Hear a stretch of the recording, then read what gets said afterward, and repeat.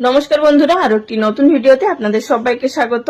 আজ বানিয়ে দেখাবো বাদাম দিয়ে একটি দুর্দান্ত স্বাদের বিস্কুটের রেসিপি, যেটা কি বাচ্চারা খেতে ভীষণই পছন্দ করবে। আর বানানোর পদ্ধতিও ভীষণ সহজ। একবার যদি আপনারা বানান বারবার কিন্তু বানাতে চাইবেন। তো বন্ধুরা, আর দেরি না করে শুরু করা যাক আজকের ভিডিওটি। সবার প্রথমে এখানে একটি বোলের মধ্যে নিয়ে নিলাম মেজারিং কাপ মেপে 1 কাপ পরিমাণ ময়দা। তার সাথে দিয়ে দিচ্ছি এখানে হাফ কাপের একটু কম পরিমাণ চিনি গুঁড়ো।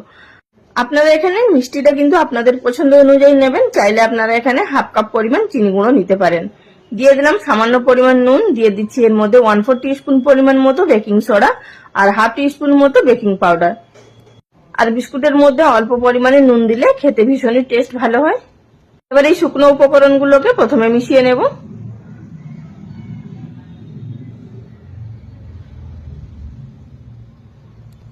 আর চিনিটা কিন্তু অবশ্যই গুঁড়ো করে দেবেন, এতে করে চিনিটা মেল্ট হয়ে যাবে খুব তাড়াতাড়ি। শুকনো উপকরণগুলোকে মিশিয়ে নেওয়ার পর এবার এর মধ্যে দিয়ে দিচ্ছি 2 টেবিল চামচ পরিমাণ মতো ঘি। আর আপনারা যদি এখানে ঘি ব্যবহার করতে না চান, সেক্ষেত্রে আপনারা রিফাইন্ড তেলও ব্যবহার করতে পারেন, তবে কিন্তু 4 চামচ পরিমাণ দিতে হবে। যেহেতু এখানে ঘিটা ঘন দিচ্ছি আর তেলের পরিমাণটা পাতলা হবে, তাই এখানে 4 টেবিল চামচ পরিমাণ ব্যবহার করতে হবে। এবার এই শুকনো উপকরণের সাথে প্রথমে ঘিটাকে খুব সুন্দরভাবে মেখে নিতে হবে। তো দেখুন, এখানে ঘিয়ের সাথে খুব সুন্দরভাবে মেখে নেওয়া হয়ে গেছে। এবার এর মধ্যে অল্প অল্প পরিমাণ জল দিয়ে আমাদেরকে মেখে নিতে হবে। আমি এখানে প্রথমে 2 থেকে 3 চামচ পরিমাণ জল দিচ্ছি, পরে যদি প্রয়োজন হয় আর দেব। কারণ জলটা দেওয়ার পরেই চিনিটা যেহেতু দেওয়া আছে গলতে শুরু করবে, আর ততই কিন্তু ডোটা নরম হতে শুরু করবে। প্রথম পর্যায়ে মনে হবে যে ডোটা খুবই শক্ত আছে, তারপরে চিনিটা যত গলতে শুরু করবে ডোটা কিন্তু তত আস্তে আস্তে নরম হতে শুরু করবে। আমার এখানে টোটাল 5 চামচ পরিমাণ জল লেগেছে, এর থেকে কিন্তু বেশি জল লাগেনি। অবশ্যই কিন্তু চামচে মেপে মেপে দেবেন, এতে করে দিতে সুবিধা হবে, তাহলে ডোয়ের মধ্যে জলটা বেশি পড়বে না। তো দেখুন, এখানে ডোটা কিন্তু আমার খুব সুন্দরভাবে মেখে নেওয়া হয়ে গেছে।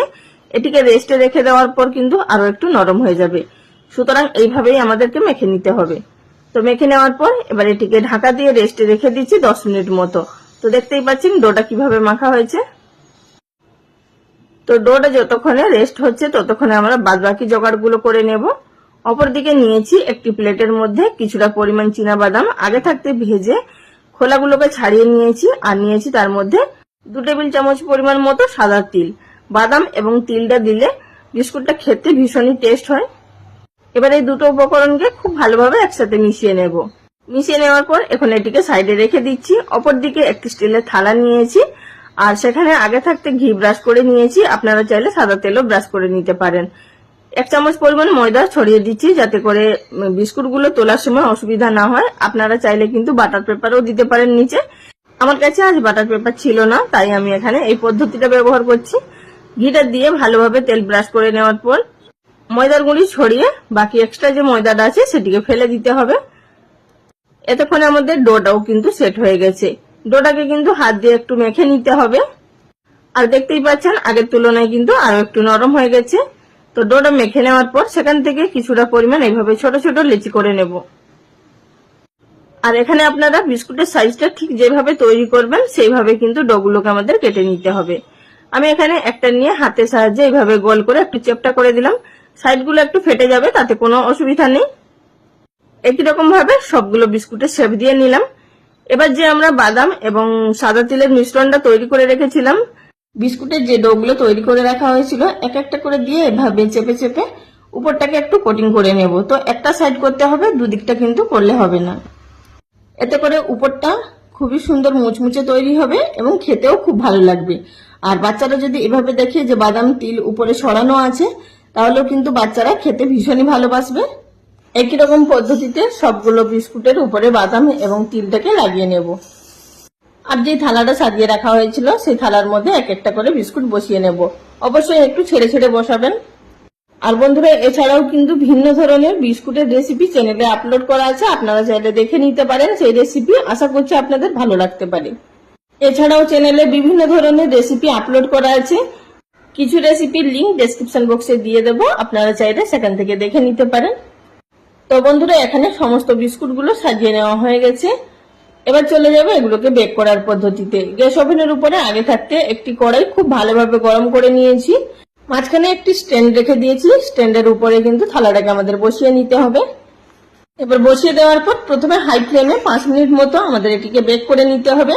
তারপর গ্যাসের ফ্লেম একেবারে লোতে করে দিয়ে এটিকে 20 মিনিট মতো বেক করে নিতে হবে। উপর থেকে আমি এখানে দিয়ে দিলাম একটি অ্যালুমিনিয়ামের তাওয়া, এতে করে কিন্তু উপরের কালারটাও ভীষণ সুন্দর আসবে আর ভেতরে কিন্তু হিটটাও খুব ভালো তৈরি হবে।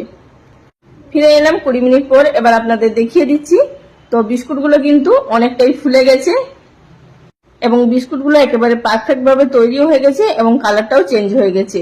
আর বন্ধুরা, এখানে আপনাদেরকে একটি কথা বলে রাখছি, আমার এখানে থালাটা যেহেতু ছোট হয়ে গেছে আর বিস্কুটগুলো অনেকগুলো দেওয়া হয়ে গেছে, সেই তুলনায় কিন্তু বিস্কুটগুলো একে অপরের সাথে জড়ে গেছে, মানে লেগে গেছে।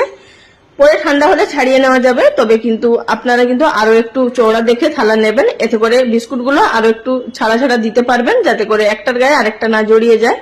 তো বিস্কুটগুলো নামিয়ে নিয়ে হালকা ঠান্ডা করে নেওয়ার পর এবার আপনাদের দেখিয়ে দিচ্ছি, অনায়াসে কিন্তু বিস্কুটগুলো ছেড়ে আসছে। আর বিস্কুটের পেছনের কালারটাও দেখে বুঝতে পারছেন যে কত সুন্দরভাবে বেক হয়েছে। আর বিস্কুটগুলো কিন্তু ঠিক ততটাই মুচমুচে এবং খাস্তা তৈরি হয়েছে। আপনারা দেখতেই পেলেন বিস্কুটগুলো তৈরি করা কতটা সহজ, এবং বাড়িতে একবার বানিয়ে দিন আপনাদের বাচ্চাদের, বাচ্চারা কিন্তু ভীষণ খুশি হবে। আপনারাও কিন্তু চায়ের সাথে খেতে পারেন, খেতে কিন্তু ভীষণ টেস্ট লাগবে। তো বন্ধুরা, রেসিপি কেমন লাগলো অবশ্যই লাইক কমেন্ট করে জানাবেন। আর যারা চ্যানেলে নতুন দর্শক বন্ধু, তাদের কাছে রিকোয়েস্ট রইল চ্যানেলটি সাবস্ক্রাইব করে আমার পাশে থাকার জন্য। আজ এই পর্যন্ত, আগামী দিন কোনো এক নতুন রেসিপি নিয়ে আবারও হাজির হয়ে যাব। ভিডিওটির সঙ্গে এতক্ষণ ধরে থাকার জন্য সকল বন্ধুদের অসংখ্য ধন্যবাদ। সবাই ভালো থাকবেন। নমস্কার।